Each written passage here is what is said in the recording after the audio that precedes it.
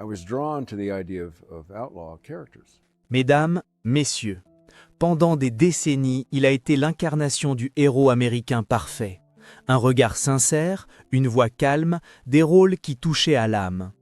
Mais aujourd'hui, à 88 ans, Robert Redford fait une déclaration que personne n'attendait.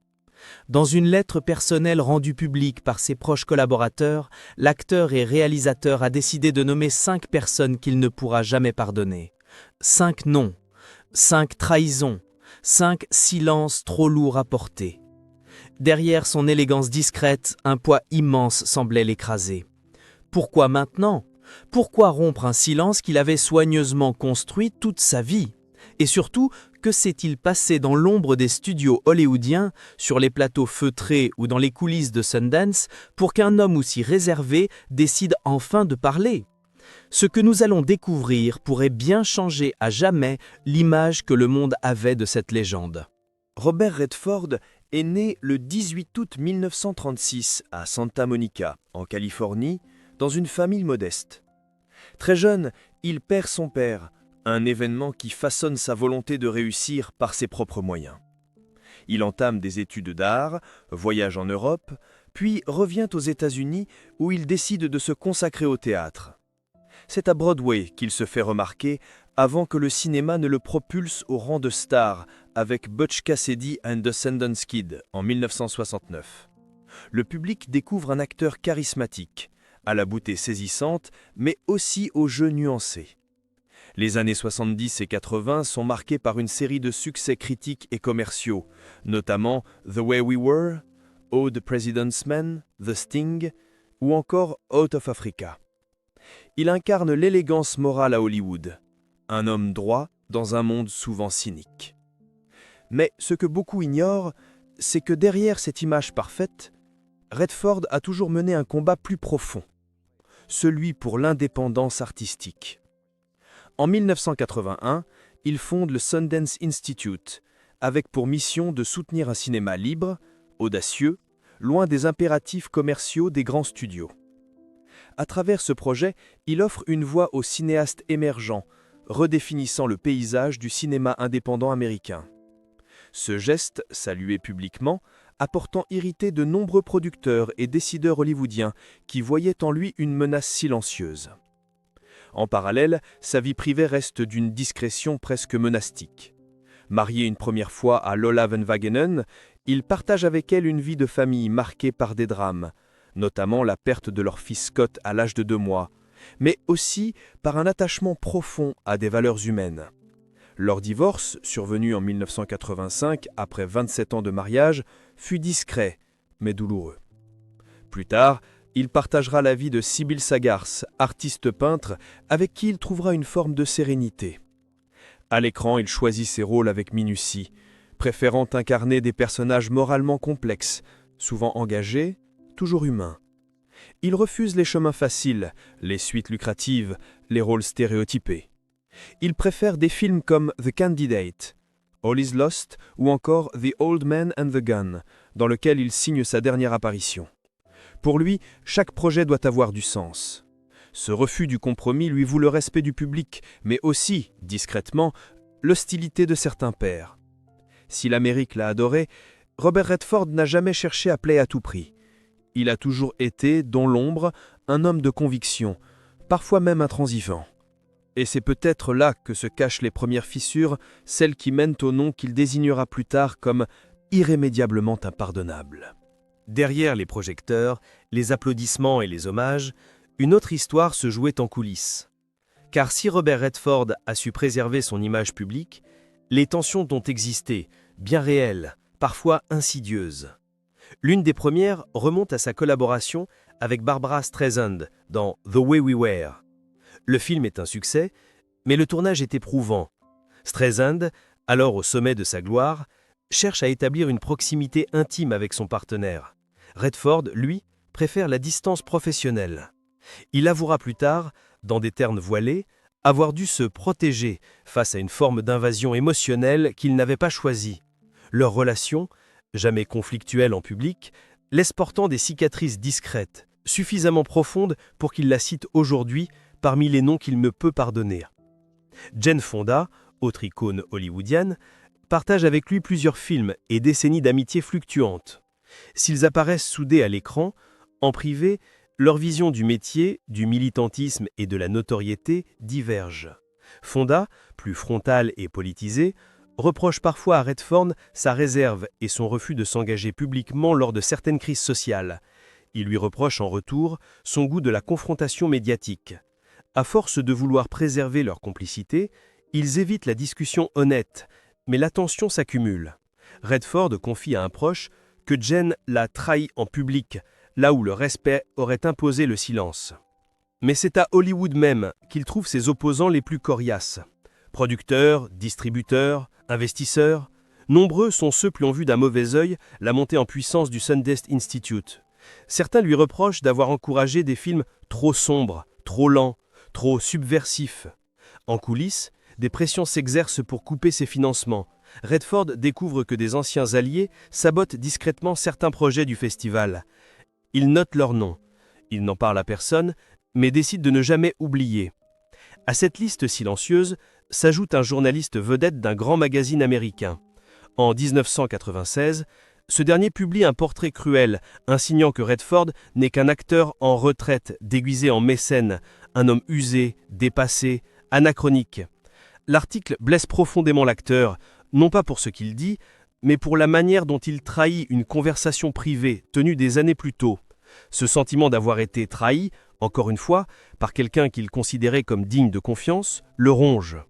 Enfin, il y a cet ancien ami, réalisateur de renom, avec qui il partageait des idéaux artistiques à leur début. Une dispute éclate lorsqu'ils coproduisent un film indépendant dans les années 2000. Redford découvre que son partenaire a secrètement modifié le montage final pour le rendre plus accessible, plus vendable. La trahison est artistique, donc impardonnable. Il a détruit l'âme du projet, dira-t-il en privé. Ce qui relie ces 5 figures, c'est moins la haine que l'irréversibilité des blessures.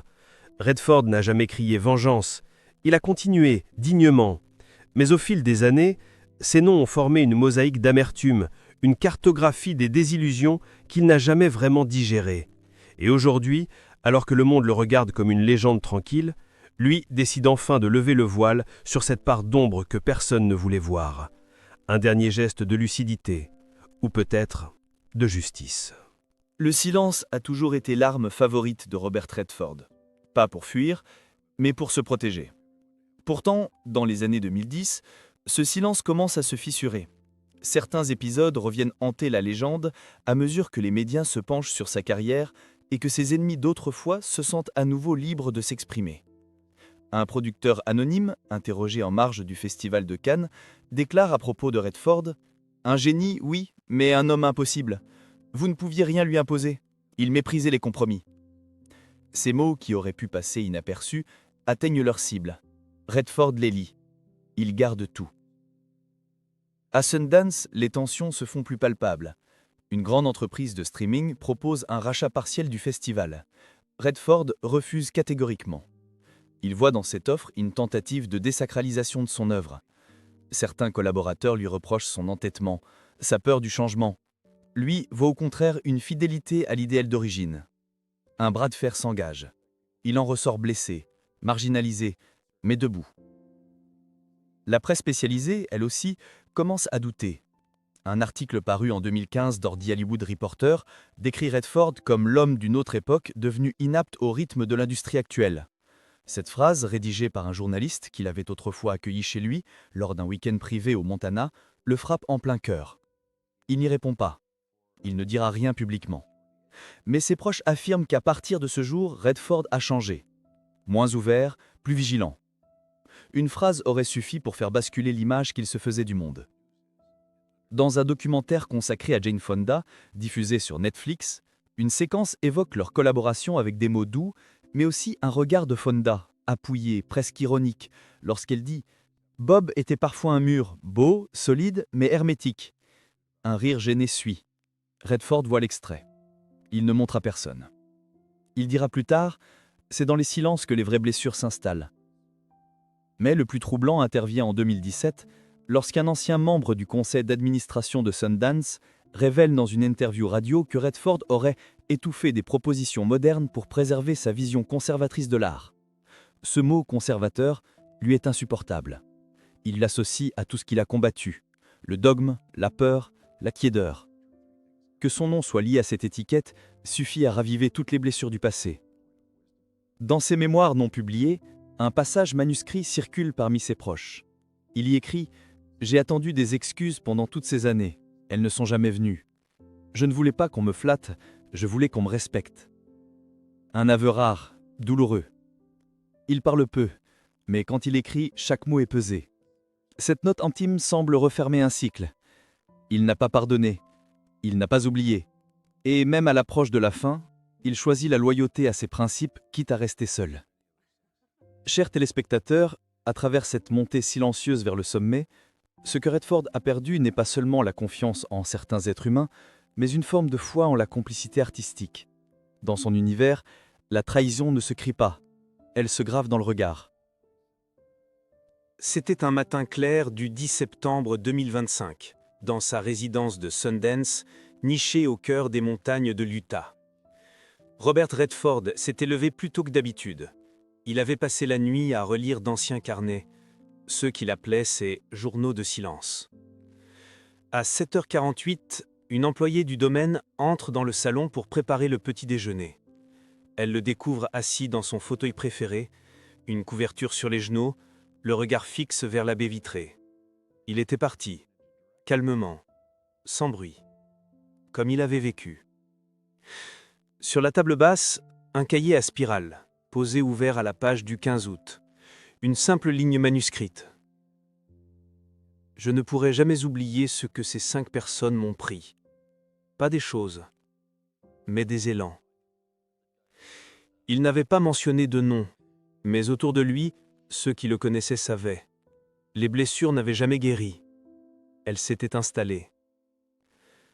Dans les heures qui suivent, la nouvelle de sa disparition se répand comme une onde de choc. Les hommages affluent. Jane Fonda publie un message ému, évitant soigneusement toute mention personnelle. Barbra Streisand écrit simplement « Je pleure un homme qui, jusqu'au bout, a voulu garder son mystère ». Les médias évoquent son immense héritage, sa discrétion, son engagement pour un cinéma libre, mais peu parlent de cette part d'ombre, ce jardin intérieur dans lequel il avait enfermé ses colères muettes. Lors de la veillée privée organisée 2 jours plus tard, dans l'intimité d'un cercle restreint, sa compagne, Sybil Sagers, lit à voix haute un extrait des notes qu'il lui avait laissées. Il y était écrit « J'ai tout fait pour ne pas haïr, mais le pardon, ce n'est pas un devoir, c'est un choix. Et j'ai choisi de ne pas l'offrir. » Un silence s'installe. Certains pleurent, d'autres détournent les yeux. Ce moment restera dans la mémoire de tous ceux présents ce jour-là. Redford n'a jamais été un homme de grands gestes. Il a préféré les silences lourds aux éclats publics. Et dans cette dernière déclaration, il offre une vérité brute, sans artifice.